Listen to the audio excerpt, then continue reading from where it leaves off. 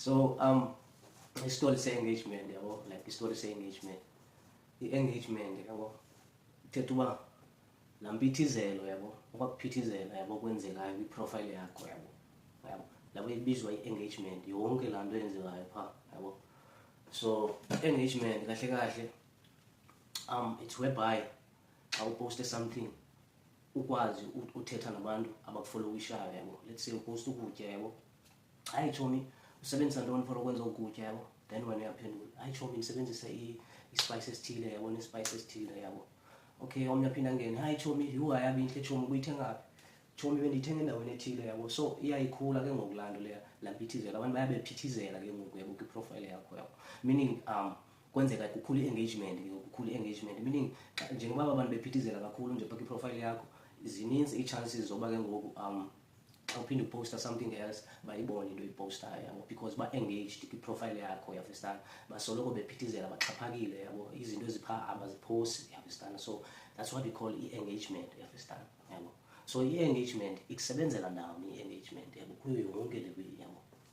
I-engagement yabo ithetha into yobana ngoku wena uyi-creator e-right enokwazi uba inikwe izinto ezibalulekileyo kuFacebook. Umzekelo like i-content monetization yabo, ufumana i-content monetization because of unala following ka-5,000 unala 600,000 minutes played from ii-videos zakho, from ii-reels yabo, nolandela imigaqo yabo. So then once wenze ezo nto zintathu, uyabestana, baye bajonge ke ngoku laa engagement yakho uba iphithizela kangakanani na iprofile yakho, so that bazokwazi ulahla yabo izinto ezibalulekileyo yabo, imigaranto, let's say ii-programs ezi-powerful, let's say nee-earnings zakho yabo, bayazinyusa because of ile nto uze i-engagement yakho, uyafestana. Ngoba bayakuthemba ngokuba okay lo mntu lo uzayenza le nto siyifunayo, if ever sijula imigaranto othile uyakwazi uengaja nelaa nto banee-followers zakhe, so uzoxhaphaka abantu phaa. Of course sose simthemba ngoku masimnike le mali yethu yabo ngomzimba ongenaxhala. So yonke laa nto iziswa yi-engagement, uyafestana, because if sizawuthetha nge-views, ii-views zingahamba nje uba yimiliyoni yabo, but if uposte let's say loo video yabo yayofika kumiliyoni, ibe i-engagement yakho isezantsi, laa video iyakwazi uba ifike kumiliyoni, but xa ujonga imali, ixabiso layo libe lisithi 0 yabo, ixabiso layo ngoku ikumiliyoni ivideo because of i-engagement, uyabestana.